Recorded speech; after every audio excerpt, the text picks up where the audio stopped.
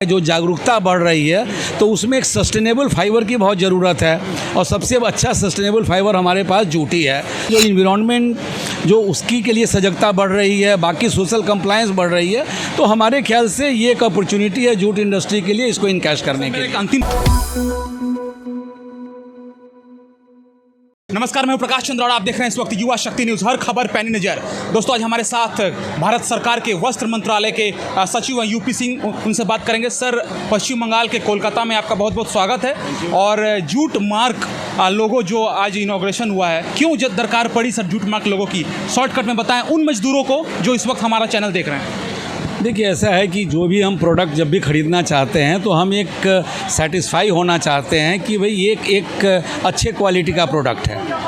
जैसे हम ऊनी कपड़ा ख़रीदने जाते हैं तो ऊल मार्क देखते हैं, अगर हैंडलूम का प्रोडक्ट ख़रीदना चाहते हैं तो हम हैंडलूम मार्क देखना चाहते हैं, अगर सिल्क का प्रोडक्ट ख़रीदना चाहते हैं तो हम सिल्क मार्क देखते हैं, क्योंकि हमको लगे कि भाई ये चाइनीज़ सिल्क नहीं है, ये सचमुच जो है वो असली सिल्क है, आर्टिफिशियल सिल्क नहीं है। तो वैसे ही जूट प्रोडक्ट, क्योंकि अभी तक तो जूट का भारत में करीब ज़्यादा जूट जाता है बैग बनाने में, उसमें इतनी कोई बड़ी बात नहीं है। जूट बैग में आप जूट मार्क लगा रहे ना लगा रहे, लेकिन अभी जो हम जूट डाइवर्सिफाइड प्रोडक्ट्स बना रहे हैं, जो माननीय प्रधानमंत्री जी ने अभी निर्णय लिया है कि अब सिंगल यूज़ प्लास्टिक का यूज़ नहीं होगा, सिंगल यूज़ प्लास्टिक का, उसके चलते भी और जो अभी वर्ल्ड में इन्वायरमेंट के प्रति बाहर और इंडिया में जो कंप्लायंस का स्टैंडर्ड बढ़ रहा है, जो जागरूकता बढ़ रही है, तो उसमें एक सस्टेनेबल फाइबर की बहुत ज़रूरत है और सबसे अच्छा सस्टेनेबल फाइबर हमारे पास जूट ही है। तो ये मार्क होने के चलते मुझे ऐसा लगता है कि जूट की मार्केटिंग विशेषकर भारत में, इंडिया से बाहर चाहे यूरोप हो, अमेरिका हो, उसमें हमारे प्रोडक्ट की गुणवत्ता को सर्टिफाई करने के लिए कि स्टैंडर्ड प्रोडक्ट है, उसमें मदद मिलेगी और हमारा एक्सपोर्ट बढ़ेगा। उससे जूट मिल्स को भी फ़ायदा होगा एंड अल्टीमेटली जो जूट फार्मर्स हैं उनको भी फ़ायदा होगा। लगता है कि प्लास्टिक बैन हो जाने से कहीं ना कहीं सुनहरा दिन जूट उद्योग के लिए आने वाला है, या आ चुका है, या दहलीज पर खड़ा है? देखिए, बिल्कुल, हम तो इसको गोल्डन फाइबर कहते हैं और मुझे ऐसा लगता है कि इसके लिए गोल्डन टाइम भी जो है वो जूट के लिए अभी है और इस अपॉर्चुनिटी को हमें दोनों we should grab this opportunity with both hands. खाली सिंगल यूज़ प्लास्टिक की बात नहीं है, पूरे वर्ल्ड में आज के दिन में हर कंप्लायंस में होता है कि ESG compliance, environment social and governance compliance, तो उसमें हर चीज़ को जानना जरूरी होता है कि अगर कोई क्रॉप कम पानी में उगा हुआ है उस क्रॉप को प्रेफरेंस दिया जाएगा। कहीं फैक्ट्री में अगर बच्चे नहीं काम कर रहे हों, आपको पता है कुछ दिन पहले चाइना में एक प्रोविंस से वहाँ कॉटन जो है बिल्कुल बैन कर दिया गया। वहाँ का कोई भी प्रोडक्ट अमेरिका नहीं खरीद रहा है, कोई दूसरा कंट्री भी उस कॉटन को लेके अगर करता है, क्यों? क्योंकि वहाँ चाइल्ड लेबर था।